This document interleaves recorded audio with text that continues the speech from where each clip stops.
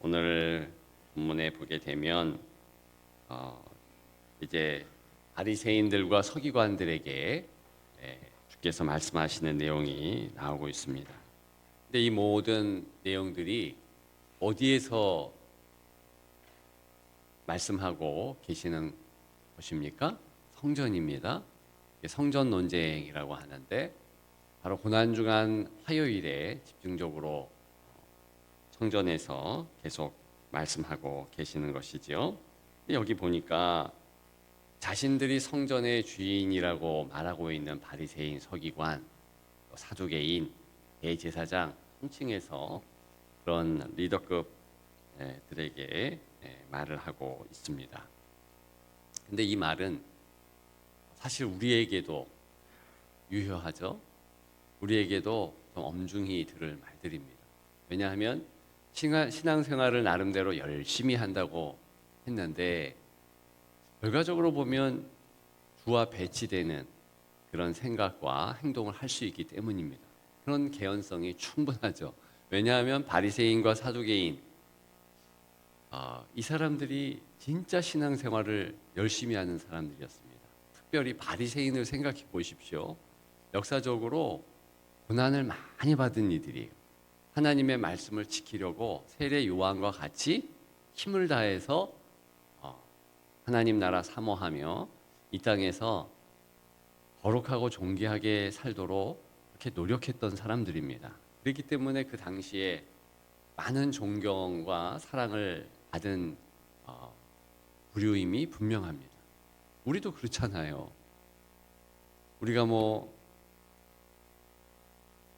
돈 벌기 위해서 혹은 다른 목적이 있어서 주님을 섬깁니까? 그게 아니에요.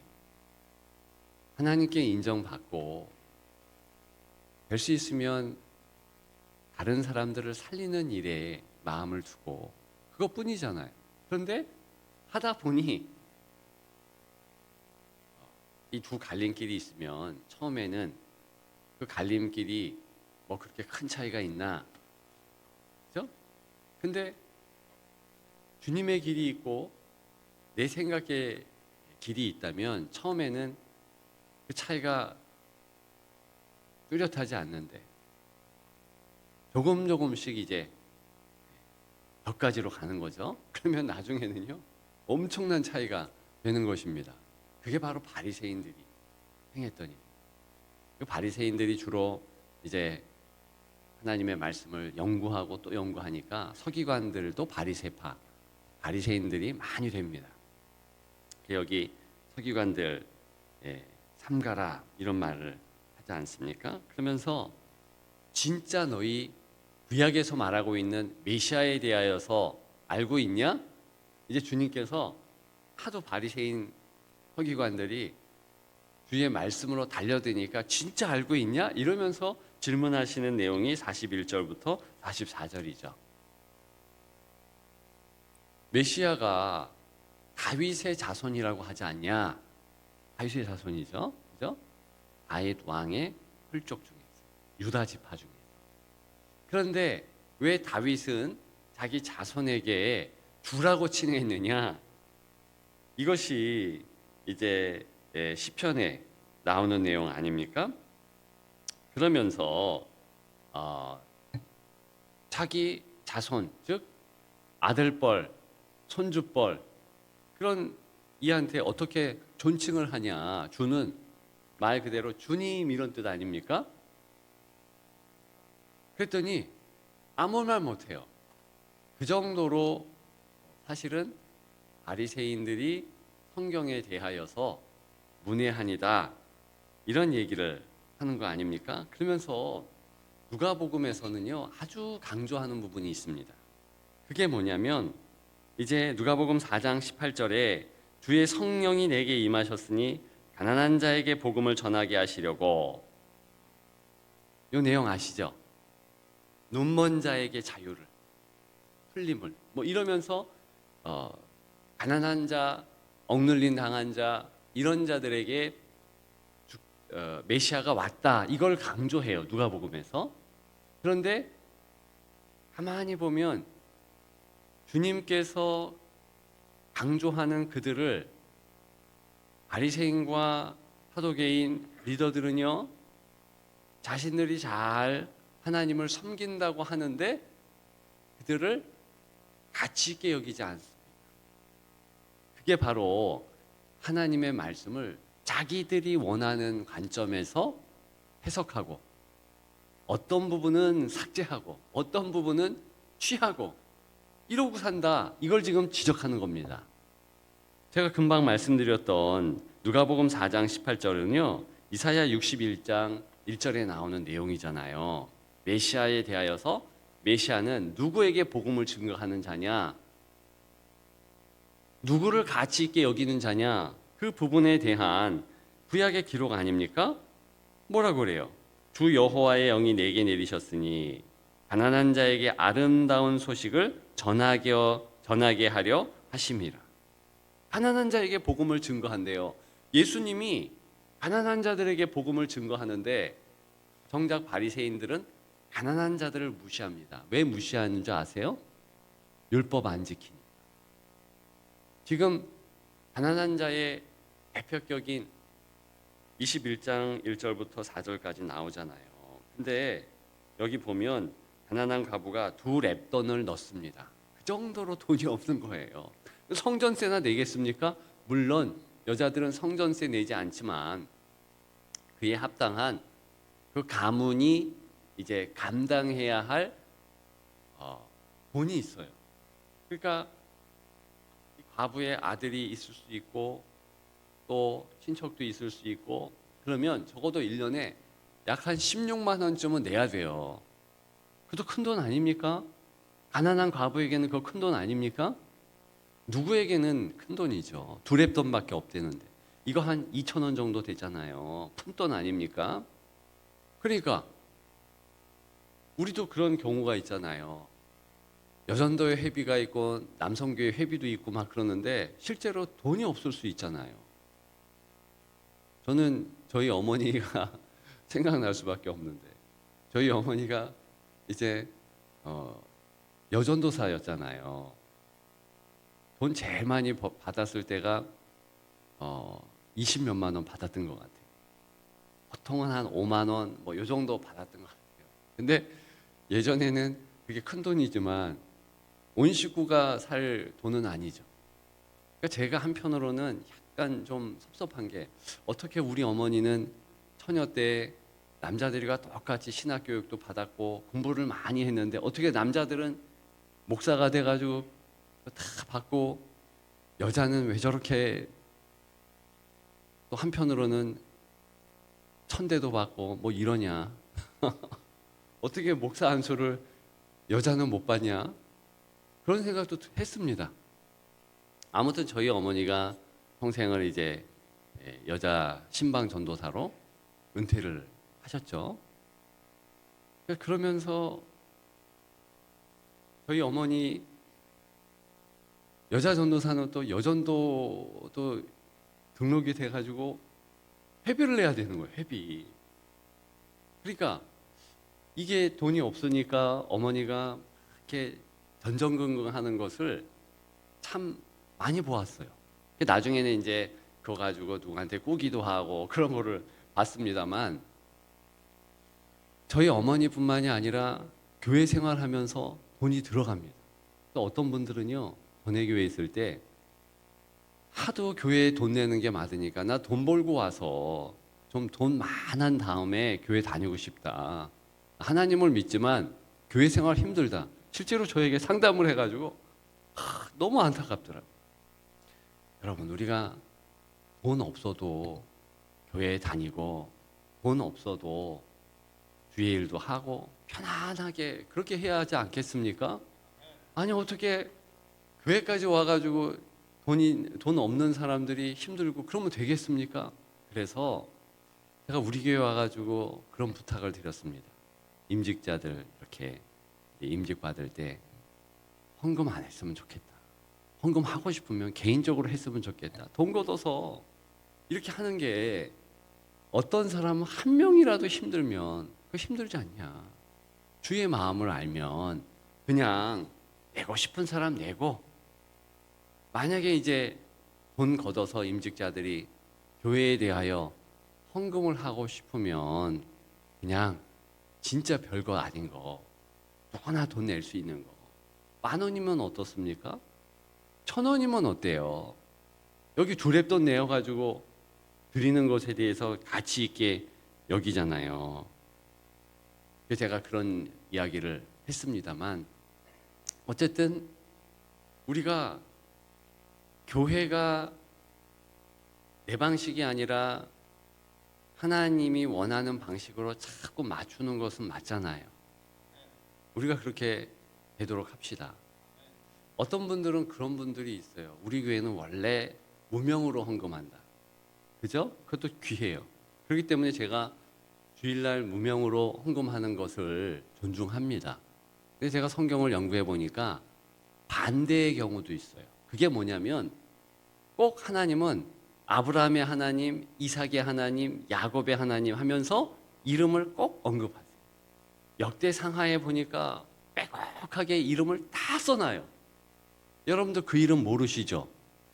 저는 그래도 목회자이기 때문에 그 이름이 어떤 삶을 살았고 누구인지 다 조사를 합니다. 신학교에서도 하고 지금도 하고 있어요. 근데 어떤 분은요, 그 이름 누군지 전혀 몰라요. 아무리 연구해도 모르는 이름들이 없지 않습니다. 근데 왜 그렇게 써 있을까요? 하나님은 그 한 사람 한 사람에게 가치를 둔다는 얘기예요. 도대체 하나님 앞에 소홀히 여김을 받는 인생이 어디에 있습니까? 제가 오늘 저녁 예배도 그 관점에서 설교를 준비하고 있는데요. 낙원의 말이라. 근데 무명의 행악자예요, 행악자. 그죠? 십자가에서 그 사람도 가치 있다는 거예요. 주님 앞에서. 아무도 가치 있게 여기지 않는데 그 사람도 가치 있게 여기는. 그래서 이름을 쓰고 부르는 겁니다. 제가 그 관점에서 그렇다면 새벽에는 나도 주님의 마음으로 목회자이므로 만약 헌금해서 이름을 쓰면 내가 그 축복하겠다. 하나님께서 이름을 부르며 하는 것처럼 목회자에게 축복권을 주셨고 부모에게 자녀에 대한 축복권을 주셨는데 자녀의 이름을 부르지 않습니까? 그래서 주님의 마음으로 새벽에 내가 누구라도 이름을 써서 하면 그거 꼭 축복하면서 이름 부르겠다. 그런 말씀을 드렸습니다. 지금도 그렇게 해요. 근데 어떤 분들은 그런 부분에 대해서 불편할 듯해요. 왜 목사님 저러실까? 그래서 그것이요, 자꾸 관점을 하나님의 관점으로 바꿔야 됩니다. 그렇기 때문에 저는요, 진짜 헌금 봉투에 헌금이 안 들어도 괜찮아요. 내가 이런 관점에서 기도합니다. 목사님 기도해 주세요. 그러면 이름을 쓰세요. 그리고 저한테 주세요. 찬양의 제사라고 그러잖아요. 찬양 하나 한 것도 주님이요, 시편 63편 황소를 드림보다 감사의 마음을 담은 찬양을 그토록 좋아하신대요. 그러면 이 새벽에 주님의 마음을 아는 자는 찬양해야죠. 저는 그래서 죽을 때까지 하나님 앞에 찬양하고 싶어요. 새벽에도 찬양, 저녁에도 찬양, 내가 숨이 끊어지는 그 순간에도 나는 찬양을 하리라. 그게 귀한 태도 아닙니까? 하나님이 좋아하시니까. 제가 예전에 신학교 때 참 좋은 말이다 마음에 새겼는데 그게 나중에 보니까 좀 틀린 말이에요. 칼바르트라는 학자 중에 학자, 신학생들이면 다 그렇게 좋아하는 학자인데 이분이요, 한 손에는 성경을, 한 손에는 신문을, 이런 말을 했어요. 그러니까 현실 감각도 가지면서 성경도 읽으라, 이런 뜻이에요. 근데 제가 보니까요, 나중에 보니까 그게 틀린 말이더라고요. 그냥 한 손에는 성경을, 한 손에는 또 성경을, 성경 2개 가지고 있는 게 그게 바른 거예요. 왜 그런지 아십니까? 우리는요, 현실 문제에 대해서 알지 말라 해도 관심이 있습니다. 다 관심이 있어요. 근데 하나님 나라의 관심은요, 진짜 신경 쓰고요, 진짜 새벽에도 깨고 밤에도 신경을 쓰려고 노력하고 이를 악물고 또 악물으면 조금 관심을 둬요. 하루만 주의 일에 관심을 안 두면은요, 완전 까마귀 잊어먹듯이 우리가 잊어버려요. 새가 새머리라며요. 잊어먹듯이 전의 것을 완전 잊어버린다니까요. 제가 한번 질문해 볼게요. 오늘 천국 날씨가 어떨까요? 실제로 천국에 날씨가 있는 거 아십니까? 오늘 앞서간 성도들은 뭐하고 지낼까요? 그런데 전혀 관심이 없잖아요. 주님은 지금 뭐하고 계실까요? 관심이나 있습니까? 그 현실이에요, 현실. 우리가 영의 눈을 뜨게 하옵소서. 구원은 영의 눈이 뜨여지는 거라고 사도행전 26장 17절 18절에 말하지 않았습니까? 영의 눈을 뜨는 것이 그게 구원 받는 거예요. 근데 금방 눈을 감아 우리 그러지 맙시다. 지금 사도계인 바리새인 이런 사람들이요, 뭐 천국 있고 싶어서 잊은 줄 아세요? 하나님 말씀을 뭐 누락시키고 싶어서 누락시킨 줄 아세요? 현실 문제가 그만큼 센 거예요. 하다 보니까 그렇게 된 건데 주님은 그것까지도 지금 회개하라고 그러시고 돌이키라고 그러시고, 아니 돈 문제가 중요하니까 하다 보니까 돈 하다가 아부 무시하게 되는 거예요. 왜? 가치가 별로 없으니까. 절대로 그렇게 살지 마십시다. 우리는 깨어서 하나님의 말씀이 어떤지, 그 정신이 무엇인지, 안식일 정신이 중요한 것이지 안식일 규례가 중요합니까? 모든 것이 그래요. 정신이 중요한 거예요. 하나님이 왜 이렇게 말씀하고 계시는 거예요. 예수 그리스도 곧 십자가에 달려 돌아가십니다. 굳이 며칠 남지 않은 이 시간에 할애해서 이렇게 성전에서 당신의 처소에서 논쟁을 해야 돼요? 근데 이 논쟁이 가치가 없습니까? 얼마나 가치가 있으면 곧 죽으시는 주님께서 이 논쟁을 하시냐고요. 마음에 새기십시다. 진짜 중요한 게 뭔가 그거 기억하면서 사십시다. 우리도 곧 하나님 나라 갑니다. 하나님 품에 안깁니다. 그날이 오고 있잖아요. 얼마나 시간이 빠른지 모릅니다. 깨어서 오늘 한 날만 승리하면 됩니다. 그리고 매일매일 하나님의 마음으로 찬양하고 기도하고 나를 튜닝시키면서 계속 하나님 마음으로 바꾸면서 그렇게 승리하십시다. 그런 여러분들 되시기를 주님의 이름으로 축복합니다.